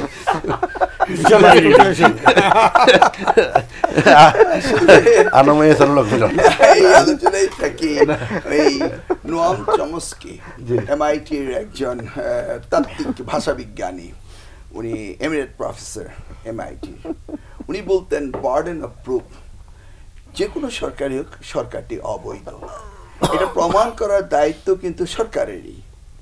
তাহলে এই আজকের ডক্টর ইউনূসের সরকারের স্ট্যাটাস কি এটা নিয়ে যে কথাটি উঠেছে, সেই কথাটিতে বলতে গেলে এটা বার্ডেন অফ প্রুফ কিন্তু এই সরকারের।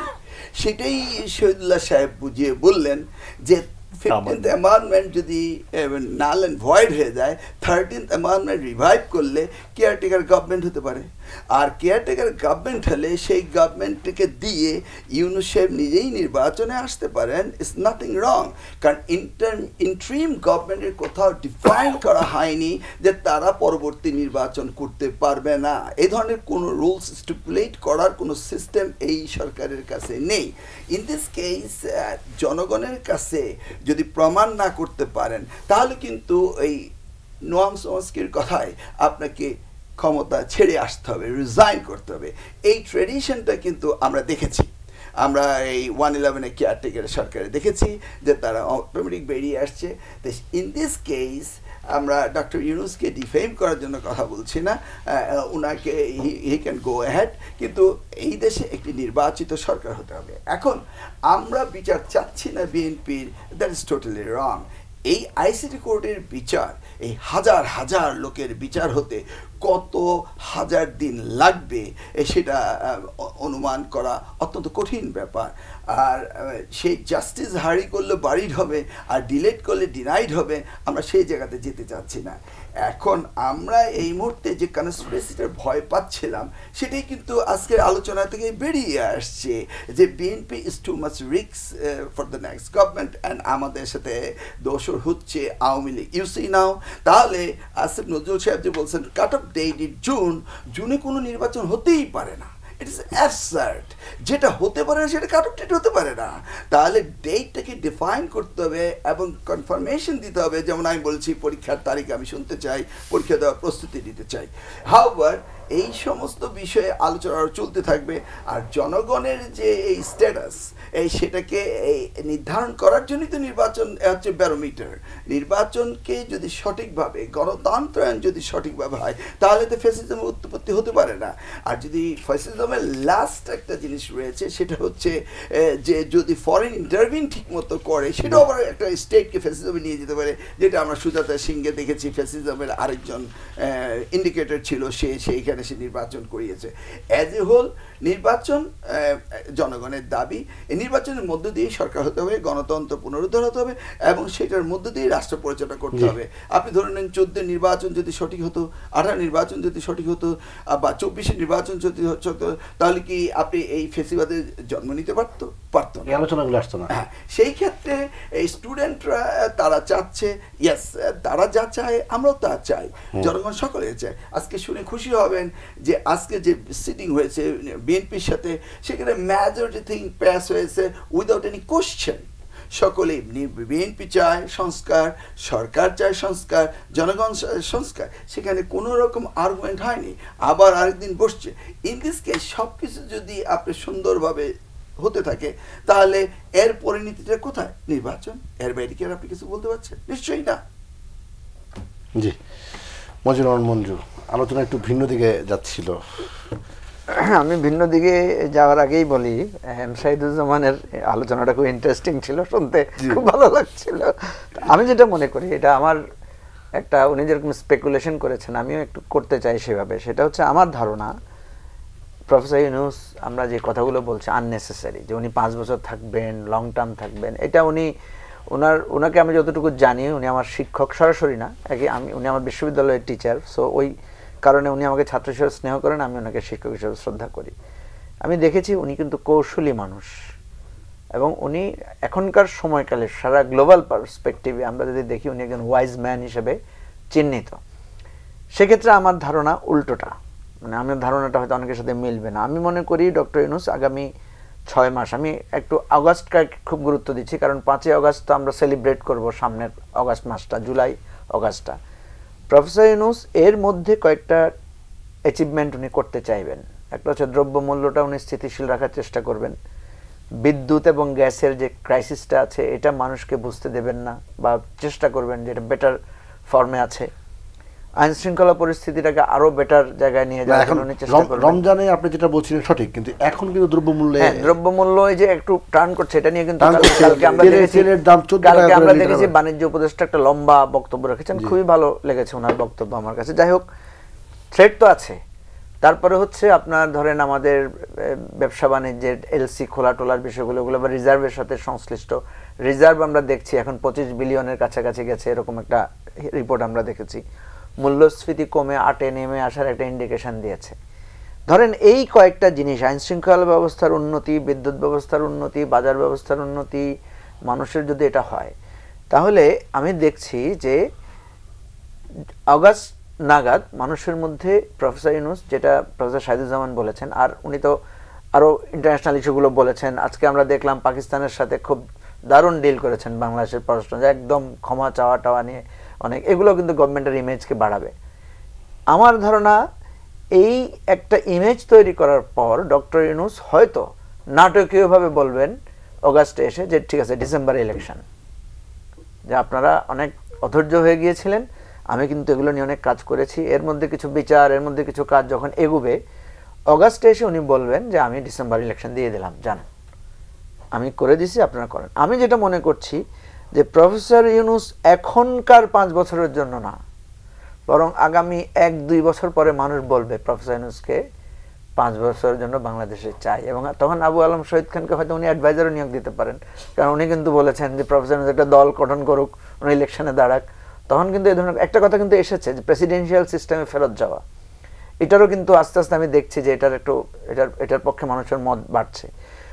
তো প্রফেসর ইউনূস এই কৌশলী ভূমিকাটা নিতে পারেন, এবং আমি এখনো মনে করি উনি কখনোই দীর্ঘায়িত করবেন না, কারণ এই আমাদের এই যে দেশ জাতি আমরা আছি না, আমাদের 2 বছর গেলেই কিন্তু আমাদের একটা টার্ন, ওই যে কাট অফ টাইম শুরু হয়, ভালোবাসার বিচ্ছেদ শুরু হয়।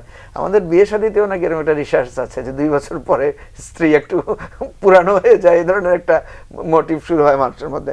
যাই হোক, আমি যেটা বলছি যে আমাদের এটা নিয়ে যে অরিড হচ্ছে আমরা, দেখেন এখন কিন্তু আলোচনাটা আমি আবারও আগের জায়গায় বলছি যে আমাদের এরকম পরিস্থিতিতে বিএনপি কিন্তু 1/11-এ এই অস্থিরতার কারণে, এবং এই কারণেই কিন্তু একটা ডিজাস্টার হয়েছে আমাদের। 1/11-এর ডিজাস্টারটা হয়েছে কি হয়েছে, যে তারা যখন ব্যাক করেছে, যে কথাটা শহীদ ভাই বা মিলন ভাই বলেছেন, যে সরকার ব্যাক করে এসে পলিটিক্যাল পার্টিগুলোর সাথে নেগোসিয়েশন করতে চেয়েছে।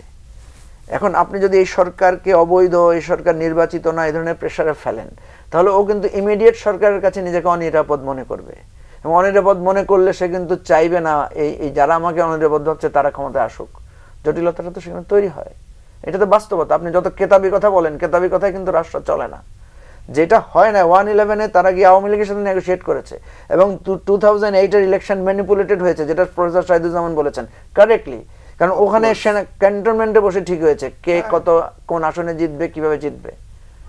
তো সুতরাং আমরা যেটা মনে করি যে বিএনপির এই অস্থিরতার কারণে, এই যে দেখেন ডিসেম্বর না জুন কি হবে, আমরা একটা ডায়লগ করে এটা ঠিক করে ফেললাম, যেমন যুক্তিতে বলে জুনও ঠিক না, আর ডিসেম্বর হলে একটু আর্লি হয়, ঠিক আছে আমরা মাঝামাঝি যাই, ফেব্রুয়ারিতে যাই, অসুবিধা কি। এখন এই অস্থিরতার কারণে যেটা হবে, তখন এই সরকার যারা আছেন তারা যদি বিএনপিকে অনিরাপদ মনে করেন, আপনি অনেক ব্যাখ্যা দিতে পারবেন, আইনের ব্যাখ্যা, যৌক্তিকতার ব্যাখ্যা, নীতিগতার ব্যাখ্যা, কিন্তু হয় নাই তো সেটা। আওয়ামী লীগ তো ওগুলো সব মানে ওই 1/11 সরকারকে বৈধতা দিয়ে দেশটাকে তো 12টা বাজিয়ে দিয়েছে, এবং আজকে নিজেরও 12টা বেজে গেছে। দেশের 12টা বাজানোর পরে আওয়ামী লীগের 12টা না 14টা বেজে গেছে। তাকে দেখে আজকে মানে আওয়ামী লীগ বলার লোক নাই আজকে এই সমাজে। যেই দলটা বাংলাদেশের স্বাধীনতা যুদ্ধে নেতৃত্ব দিয়েছে সেই দলের পরিচয় দেওয়ার লোক নাই একটাও এখন। এবং তাদের যে বাঘা বাঘা নেতারা আছে তো তারা সবাই তো জীবিত আছে। জেলে কয়জন আছে? একটা লোকও তো কথা বলছে না। ওবায়দুল কাদেরকে দেখলাম, রিয়েল না ফেক আমি জানি না, ঘোমটা পরে উনি কলকাতা হসপিটালে চিকিৎসা নিচ্ছেন। কেন উনি ওখান থেকে কথা বলতে পারেন না? সো আমি যেটা মনে করি যে আমরা আমাদের এই অস্থিরতা কোথায় ছিল 6-7 মাস 8 মাস আগে? আমরা তো 8 মাস আগে তো কল্পনা করি নাই বেগম জিয়াকে আমরা আবার স্বাধীন মুক্তভাবে দেখতে পারবো। 8 মাস আগে তো আমি যখন জেলে ছিলাম আমি তো প্ল্যান করে বই নিয়ে গিয়েছি আমি 6 মাসের জন্য। আমাকে যখন আমার ফ্যামিলি দেখতে গিয়েছে আমি তাদেরকে বইয়ের লিস্ট দিয়েছি, কারণ আমি ধারণা করেছি যে 6 মাস আগে আর মানে 6 মাস মিনিমাম, এরপরেও যে আবার আলো বাতাস দেখতে পারতে ভাবতে পারি নাই। সুতরাং আমরা যে কোন অবস্থা থেকে এসেছি, বিএনপি অফিস তো মাসের পর মাস বন্ধ ছিল, জামাতের অফিস তো বন্ধই ছিল, খোলার সুযোগ পায় নাই 10 বছরেও। এখন 6 মাস না যেতে পোস্টার, ইলেকশন, অস্থিরতা কেন? আমি ইলেকশনের বিপক্ষে কথা বলছি না, আমার কথা হচ্ছে সব যৌক্তিকতার জায়গা থেকে আমরা কি আগাতে পারি না? জি, বলুন শহীদ খান।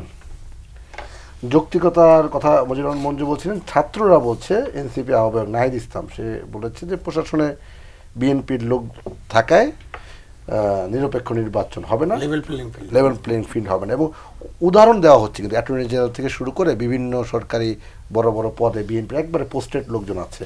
ফলে আপনারা লেভেল প্লেইং ফিল্ডের কথা বলছেন, অবাধ সুষ্ঠু নির্বাচনের কথা বলছেন, সেটা কীভাবে সম্ভব? কারা নিয়োগ দিচ্ছে? এটা আমরা দিইনি তো, অন্য কেউ দেয়নি, এটা তো এই সরকার দিয়েছে। যেরকম সরকারে থাকলে ভাই দায়িত্ব নিতে হবে। আপনি যতই পপুলার হন, যত আপনি অনেক স্পেকুলেশন, অনেক তথ্য দিতে পারেন। হ্যাঁ, যেমন এই যে তথ্য একটা পেলাম যে ডক্টর খলিল, তাকে আমি ব্যক্তিগতভাবে চিনি, ফার্স্ট ছিল আমাদের সার্ভিসের একটা যে গ্রুপে ব্যাচের, ভালো, উনি মেধাবী মানুষ, উনি আসছেন, উনি আমেরিকান সিকিউরিটি অ্যাডভাইজারের সাথে কথা বললেন, আর মোদি এমন চাপে পড়লো যে মোদি দেখা করতে বাধ্য হলো। আপনি টকশোতে যখন এইসব কথা বলবেন, এগুলো নিয়ে হেসে ফেলা যায়, কিন্তু এগুলোকে সিরিয়াস কথা না। তো অনেক আপনি স্পেকুলেশন করতে পারেন। তো নিয়োগ দিছে কে? নাহিদ তো নিজেই উনি ইয়ে ছিলেন না। এখন ধরেন যে বাংলাদেশে যে মবতন্ত্র চালু করছি আমরা, অ্যাটর্নি জেনারেলকে সরকার নিয়োগ দেন, অ্যাটর্নি জেনারেলকে নিয়োগ দিচ্ছে প্রেসিডেন্ট ওই প্রথম 3 দিনেই। প্রথম 3 দিনে প্রেসিডেন্ট নিয়োগ দিলে তাহলে অ্যাটর্নি জেনারেল চেঞ্জ করতে আজকে এখন আপনি মঞ্জু সাহেব এখন বলেন আপনি অ্যাটর্নি জেনারেল চেঞ্জ করতে নজরুল সাহেবকে, অ্যাটর্নি জেনারেল তো একটা নিয়োগ করা যায়, এটা তো নির্বাচিত পদ না আমেরিকার মতো যে তাহলে আরেকটা নির্বাচন করতে হবে। আপনি যদি এটা মনে করেন, আপনার যদি মনে করেন আপনার বন্ধ চেঞ্জ করেন এখনই, কালকে সকালবেলা একটা নোটিফিকেশন হবে যে অ্যাটর্নি জেনারেল নাই, অমুক অ্যাটর্নি জেনারেল হবে, বলেন না এটা। না আপনি দায়িত্ব নিতে হবে। অ্যাটর্নি জেনারেল তো পরের কথা, ডক্টর ইউনূসকে তো নিয়োগ দিয়েছে নাই, তাই না? ছাত্ররা নিয়োগ দিচ্ছে, নিয়োগকর্তা বলেছি, মানে ওগুলো নিয়ে আমরা আলোচনা করতে চাই না, অত ডিটেলে যেতে চাই না। কিন্তু কথা হলো যে আপনি এই যে বক্তব্যটা যে বিএনপি সরকার নিয়ন্ত্রণ করছে, এই বক্তব্যটা একটা রাজনৈতিক রিটোরিক ছাড়া কিছু না, ভালো রিটোরিক বলতেই পারে এটা। তো এখন আপনি যে কতগুলো পদের নাম বলে, ঢাকা বিশ্ববিদ্যালয়ে বিসিকে কে নিয়োগ দিচ্ছে? এই সরকার তো দিচ্ছে। উনি কোন দলের সমর্থক? লোকজন বলে উনি জামাতি, এই বিভিন্ন শিক্ষা প্রতিষ্ঠান জামাতিরা দখল করে নিচ্ছে, এরকম কথা বলা হয় না? জামাতিরা ওখানেও তো দখল করছে, কেউ কেউ আমাদের ক্যাবিনেট সচিবকে জামাতের লোক মনে করে। তো এটা মনে করা দিয়ে তো হবে না। আপনি এইভাবে যদি প্রশাসন, পুলিশ, সেনাবাহিনী, মানে যাই আছে আপনার, যেটা দিয়ে আপনাকে রাষ্ট্রযন্ত্রটা চালাতে হবে, ভাই খুব খারাপ, এরা একেবারে বর্জ্য মনে করেন, কিন্তু এদেরকে তো আপনি একবারে ফেলে দিতে পারছেন না। আপনি এত লক্ষ 17 লক্ষের মতো গণকর্মচারী আছে, তার মধ্যে 1 লক্ষ তো ইম্পর্টেন্ট গণকর্মচারী যারা এই জিনিসগুলো চালায়। আপনি 1 লক্ষকে একদিন বা 6 মাসে ফেলে দিতে পারবেন না। সো তাদেরকে নিয়ে কাজ করতে হবে, তাদের মধ্যে বাছাই করেন যারা ফসিবাদের দোষর, যারা অন্যায় করছে, দুর্নীতি করেছে, যারা অন্যায় কাজের সাথে যুক্ত ছিল, ইভেন আপনার গণহত্যার সাথে যুক্ত ছিল, বেআইনি আদেশ পালন করেছে, তাদেরকে আপনি বাছাই করে ফেলে দেন। কিন্তু তারপরে যেই বলবে ও জামাতি, ও বিএনপি, ও অমুক, ও ফেসিবাদের দোষর, এইসব করতে থাকলে তো আপনার রাষ্ট্রটাই চলবে না। এইগুলো হলো এমন একটা প্যান্ডোরা বক্স আপনি খুলতে যাচ্ছেন যে যখন সব কিছু এলোমেলো হয়ে যাবে, এবং তখন কিন্তু আমরা যে ভালো একটা ভোট, ভালো একটা নির্বাচন, অথবা নির্বাচন নয়, ভালো একটা সরকার আর কি, এই সরকারটা ওই যে যা যা করার দরকার, দ্রব্যমূল্য নিয়ন্ত্রণ করবে। স্পেকুলেশনে আমি নাই, আমি জানি না, আমার কাছে এত তথ্য নেই, আমি রাজনীতি করি না, ওইদিকে উত্তর পাড়াও আমার যোগাযোগ নেই, দক্ষিণ পাড়াও যোগাযোগ নেই, যার ফলে আজকে যে সমস্ত তথ্য শুনলাম এগুলো কিন্তু আমি আজকে নতুন শুনলাম, আসলে আমি জানতাম না। এখন আপনি শুনছেন কিনা আমি জানি না, আপনি শুনলে শুনে, তাই না? সুতরাং আমি এইরকম স্পেকুলেশন করি না, আমি প্র্যাকটিক্যালি দেখি, আমি বাস্তবতা যে এই যে আপনি না অ্যাটর্নি জেনারেল বললেন, নিয়োগ ক্যান্সেল করতে পারে সরকার, করে দেয়। তো নাহিদ সাহেব তো সরকারে ছিলেন, হ্যাঁ ঠিক আছে, ওই 3 দিনের মধ্যে করছে, খুব ভালো কথা। স্বৈরাচারের নির্বাচিত বা নিয়োগকৃত রাষ্ট্রপতি এই কাজটা করছে, এটা যদি আমরা মনে করি তাহলে এই অভ্যুত্থানের পরে 3 দিন পরে যদি এই কাজটা করে থাকে তাহলে এই 3 দিন 7 দিনের মধ্যে এটা পরিবর্তন হলো না কেন? হতে পারতো তো। সুতরাং নায়েব সাহেবের দায়িত্ব হবে যে এইসব যাদের কথা ওনারা বলছেন তাদেরকে আপনি সরিয়ে ফেলেন, তাদেরকে কম গুরুত্বপূর্ণ দায়িত্ব দেন, মানে প্রশাসনের কথা বলছি, পুলিশের কথা বলছি, বা সেনাবাহিনীতে যদি তাদের এই ইয়াতা থাকে, তাদের যদি রোল প্লে করার থাকে সেটা করুক। কিন্তু আপনি হঠাৎ করে বলে দিবেন যে বিএনপির লোকজন ক্ষমতায় আছে, প্রশাসন নিয়ন্ত্রণ করছে, এখন লেভেল প্লেইং ফিল্ড না, মানেটা কি? মানেটা হচ্ছে যে আমরা যেন তেন প্রকারণে একটা যুক্তি আনতে চেষ্টা করছি, হ্যাঁ, নির্বাচনটা যাতে না হয়, নির্বাচন যাতে ডিলেড হয়। তার মানে কি আমরা অন্তর্বর্তীকালীন সরকারকে আরো বাড়াতে চাই, সময়টা বাড়ান, কোনো অসুবিধা নেই, কেউ তো আপনাকে যে মারামারি করবে না। আর কি হবে এটা তো আমি জানি না। 2 মাস পরে বিএনপির কোনো শক্তি নাই এটা আমি মনে করি না। বিএনপি আপনার মাঠে যে আন্দোলন করতে পারবে না আমি কিন্তু এটা মনে করি না। আমি ব্যক্তিগতভাবে মনে করি বিএনপির অনেক শক্তি আছে, এবং বিএনপি বাংলাদেশের একটা এখন অনেক বড় দল, তাদের অনেক শক্তি আছে এবং তাদের অনেক দুর্বলতা আছে। দুর্বলতাটা অন্যখানে, অর্গানাইজেশন দুর্বলতা হলো তারা তাদের তৃণমূল পর্যায়ের নেতাকর্মীদেরকে এখনো নিয়ন্ত্রণের মধ্যে আনতে পারছে না, যেটা তাদের ইমিডিয়েটলি আনা উচিত, সেটা তারা করতে পারে। শাহিদুজ্জামান, আলোচনা আপনাকে দিয়ে শেষ করব। অনেক আলোচনা হলো, আমরা আসলে আপনার কাছে আন্তর্জাতিক বেশ কিছু বিষয় জানতে চাচ্ছিলাম, সময় আসলে আমাদের কভার করেনি। তো এখন যে বিষয়গুলো খুব সংক্ষেপে একটু যদি আপনি বলেন, এই যে ট্রান্সশিপমেন্টের কথাটা আমরা একটু আপনার কাছে ডিটেল জানতে চাই অল্প সময়ের মধ্যে। এটা আমাদের লাভ ক্ষতির হিসাবটা কি আসলে? দেখেন, ট্রান্সশিপমেন্ট, আমি তো ইকোনমিক্সের ছাত্র না, তো আমি যতদূর জানতে পেরেছি, বুঝতে পেরেছি, তাতে মনে হয় লং টার্মে আমাদের লাভই হবে, কারণ আমি will be on our own. ট্রান্সশিপমেন্টে আমাদের ইমিডিয়েট লসেসগুলো হচ্ছে যে ওই যে দিল্লি থেকে যেই খরচে ইন্ডিয়ান চার্জেস অনেক কম ছিল, যেখানে ওদের ধরেন $130 পার টন না কত, সেখানে এখন আমাদের 250, 260 এরকম নাকি। আমরা কমিয়ে আনতে পারি না আমাদের অবকাঠামোগুলো, এটাই আমাদের সময় লাগবে কমিয়ে আনতে, নিজের পায়ে দাঁড়ানো বেটার। তবে ইন্ডিয়া এটা আগে অ্যানাউন্স না করে করাতে পুরো বিষয়টা একটা হস্টাইল মুভ হিসেবে দেখা হচ্ছে, আর বাংলাদেশ এখন কাউন্টার করছে।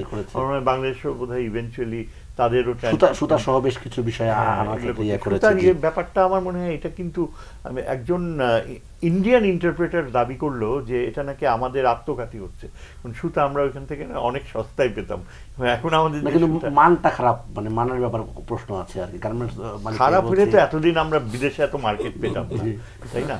হ্যাঁ, খারাপ না, ট্যাক্স ফাঁকি দেওয়ার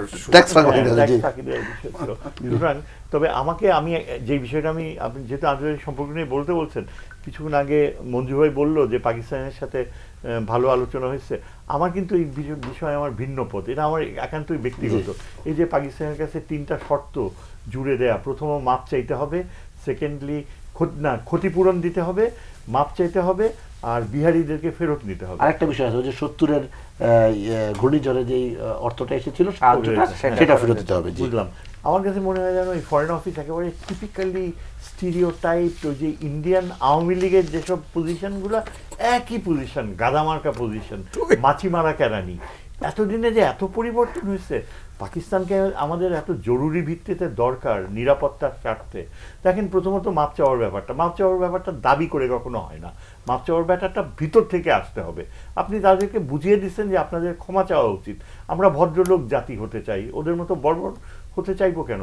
মাপ যখন ভিতর থেকে আসবে, মাপ চাওয়া আপনি থেকেই চাইবে, স্পন্টেনিয়াস। সুতরাং এটাকে আবার নতুন করে ওঠানো, আপনাদের মাপ চাইতে হবে, কোয়ান্টিফাই করা কি ভালো নাকি? আমি মুখ দিয়ে বললাম মাপ চাইলাম, তা আসলে কি আমি ভিতরে অনুশোচনায় ভুগছি?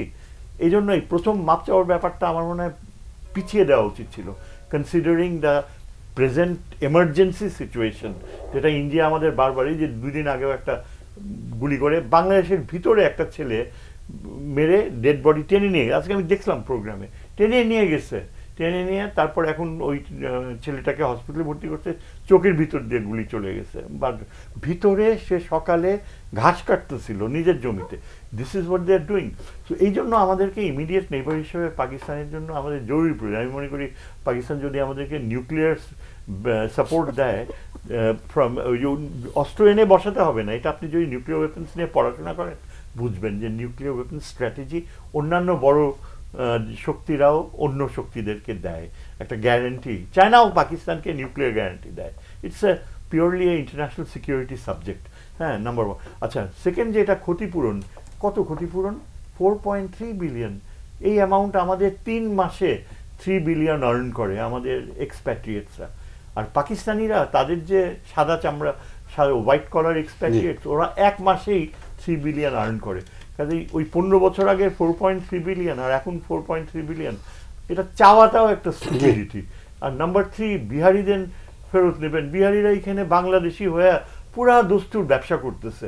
তারা পাকিস্তানে করাচিতে থাকা 30 লক্ষ বাঙালি, ওদের সাব হিউম্যান কন্ডিশন, তাদের ভোটাধিকার নাই, রেশন পায় না, অ্যাবসলিউটলি করাচিতে ডেস্টিটিউটসদের মতো থাকে এইসব বাঙালিরা।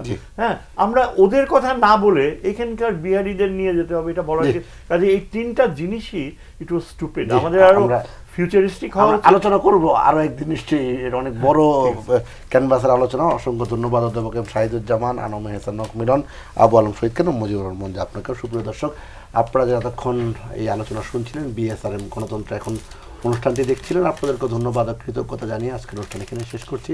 সবাই ভালো থাকবেন, সুস্থ থাকবেন, আল্লাহ হাফিজ।